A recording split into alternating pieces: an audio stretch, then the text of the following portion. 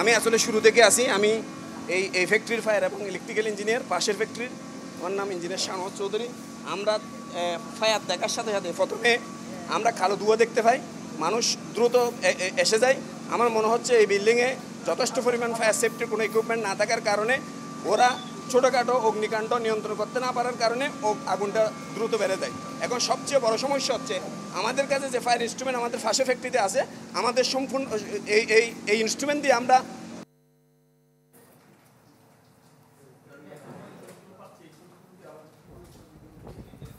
দর্শক, আমাদের সহকর্মী ফখরুল তিনি সেখানে একজন প্রত্যক্ষদর্শীর সঙ্গে কথা বলছিলেন। যথেষ্ট সক্ষম না, আর পর্যাপ্ত পরিমাণ ফানির অভাবের কারণে ফায়ারটা নিয়ন্ত্রণে চলে গেছে। এখন অন্তত 2 ঘন্টা পর্যন্ত ফায়ার হচ্ছে। আমার নলেজ অনুযায়ী যতটুকু জানি, আরসিসি বিল্ডিংয়ের যে স্ল্যাব আছে, স্ল্যাবগুলো 3 ঘন্টার উপরে যদি আপনার ফায়ার হয়ে যায়, তাহলে স্ল্যাব ভেঙে একটা স্ল্যাব ভেঙে আরেকটা স্ল্যাবের উপর পড়ে যাবে। সেই জন্য আমাদের সর্বোচ্চ 1 ঘন্টা সময় আছে। 1 ঘন্টার মধ্যে যদি আমরা ফায়ার নিয়ন্ত্রণে আনতে পারি, তাহলে এই বিল্ডিংয়ের 10 ফরাটা বন্ধ করা যাবে, নাহলে এই বিল্ডিং 10 ফরার সম্ভাবনা রয়েছে। অনেক ধন্যবাদ।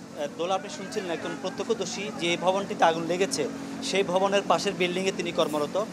তিনি বলছিলেন যে যদি আর 1 ঘন্টা বেশি আগুন জ্বলে বা আগুন নিয়ন্ত্রণে না আসে, সেক্ষেত্রে এই ভবনটির যে 2টি ফ্লোরে আগুন লেগেছে বা ফুটছে, সেই ফ্লোরগুলো ধসে পড়ার একটা শঙ্কা রয়েছে। যাই হোক, এটা ওনার অবজারভেশন, আমরা এটা নিশ্চিত করে বলতে পারবো না।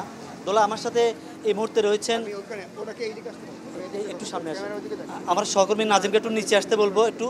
দোলা, এই মুহূর্তে আমার সাথে রয়েছেন Chattogram export processing zone area বেবজার নির্বাহী পরিচালক আব্দুস সোবহান। তার সাথে একটু কথা বলি। একটু যদি বলেন যে আপনারা আসলে ঘটনা কখন কিভাবে হলো জানলেন এবং কি ব্যবস্থা নিয়েছেন? এটা 2:10 দিকে আগুনের সূত্রপাত হয়। জানা মাত্রই আমাদের সিপিজেড ফায়ার সার্ভিসের পুরো টিম এখানে কাজ করছে। পাশাপাশি আগ্রাবাদ ফায়ার সার্ভিস থেকে নেভির ফায়ার সার্ভিসের কাজ আছে, তারা কাজ করছে। আমাদের এখানে যারা আছেন, এই আর্মি, পুলিশ সবাই মিলে আমরা জায়গাটাকে কর্ডন করে রাখছি। সবচাইতে বড় যেটা আমাদের জন্য সার্থকতা, সেটা হলো আগুনের সূত্রপাত হওয়ার সাথে সাথেই এই কোম্পানির, আপনি জানেন,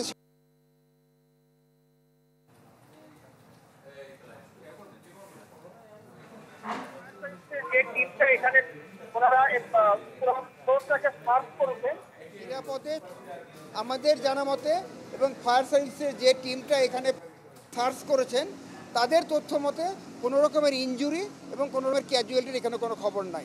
এটা একটা ভালো খবর।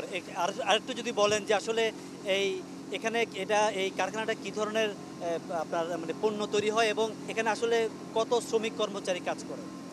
এখানে 400-450 মতো শ্রমিক এই 2টা ফ্লোরে কাজ করে এবং এই কোম্পানির এই যে আইটেমটা এই ফ্লোরে তৈরি হয়, সেটা হলো আপনার সার্জিক্যাল গাউন। আপনারা জানেন যে বিভিন্ন হসপিটালে ঢোকার সময় ড্রেসের উপর এক ধরনের গাউন পরতে হয়, ওই সার্জিক্যাল গাউনটা এখানে তৈরি হয়। ধন্যবাদ। এখানে কি তাহলে অন্যান্য প্রোডাক্টও তৈরি হতো নাকি শুধু সার্জিক্যাল গাউন? না, এই ফ্লোরে যে বিল্ডিংয়ে আগুন লেগেছে, এখানে শুধুমাত্র সার্জিক্যাল গাউনই তৈরি হয়, অন্য কোনো আইটেম তৈরি হয় না। ধন্যবাদ।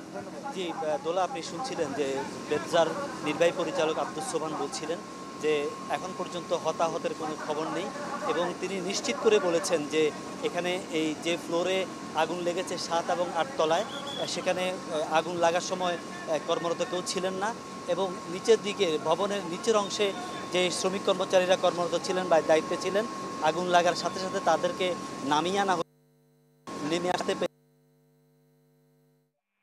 যে পণ্য তৈরি হয়। আমাদেরকে পিজেডের নির্বাহী পরিচালক যেটি জানিয়েছেন যে সার্জিক্যাল গাউন তৈরি হয় এবং এটি সম্ভবত একটি এটি তো একটা বিদেশি প্রতিষ্ঠান।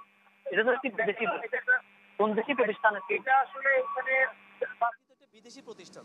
এটা তো একটি বিদেশি, এটা একটা কোন দেশি প্রতিষ্ঠান? এটা আসলে এখানে আমেরিকা এবং চায়না 2 দেশের প্রতিষ্ঠানে আছে। আচ্ছা, আগুন লাগার সূত্রপাত কি প্রাথমিকভাবে কিছু জানা গেছে? জি, এটি একটি আমেরিকা এবং চায়নার যৌথ